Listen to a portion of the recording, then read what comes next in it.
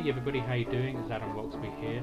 So, over the past couple of weeks we've been seeing a lot of multimedia content appearing over at adamroxby.co.uk. Starting off, we've had all the videos from the 7th Sunday Matinée. Starting off with Ian Busby, who gave us a great song about having an epidural. Lee Ashcroft gave us a very uncanny impersonation. Bride, a.k.a. Matt Catling, presented a hauntingly beautiful track. There was also Phil Mill, who gave us a quick impromptu performance. Aryn Clark presented some of his poetry, as well as giving us a very energetic rendition of Danny Boy. Tony Francis and Andi Mill collaborated to give us an infusion of basketball freestyle and poetry. And finally we were introduced to Dr Yorick McCarthy, who took us on a journey beyond Earth's cruel atmosphere into space in a sci-fi tale. Also, my short audio blogs have been appearing on the site. These 3-minute monologues of my musings range from my travels around Essex to what I did that day, and also current affairs, so all sorts of stuff really.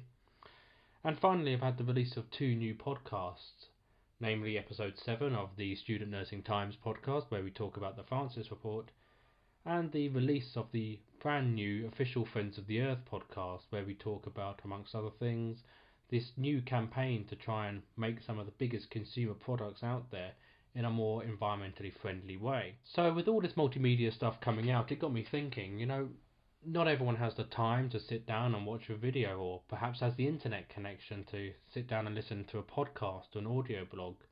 So with that in mind, I wanted to get back into more of my writing work.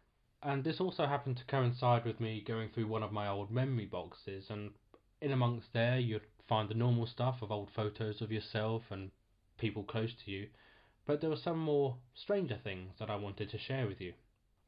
Like the time when I thought I wanted to be a video game reviewer when I left college, so I began writing a series of dire and overly simplistic video game reviews and sending them to the local paper.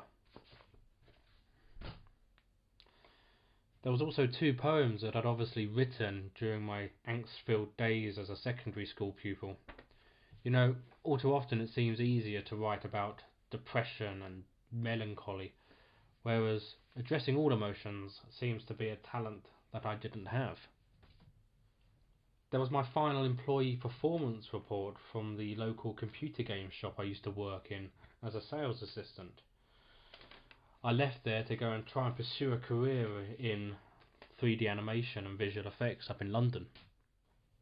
And then I found a series of pictures and correspondence from a pen pal I used to have in Japan, and that got me thinking about how easy it is to lose contact with people that mean something to you, and sometimes through no reason. So while some of my memories are obviously going to stay firmly within my memory box, I thought I'd share some of them with you. So, starting Monday, I'm going to be sharing a collection of memories with you and culminating in a video at the end of the week explaining what they mean to me and just talking about memories in general. Hopefully it'll be enjoying for you and interesting for you and not too embarrassing for me, but either way, let me know what you think, and I'll speak to you all again really soon.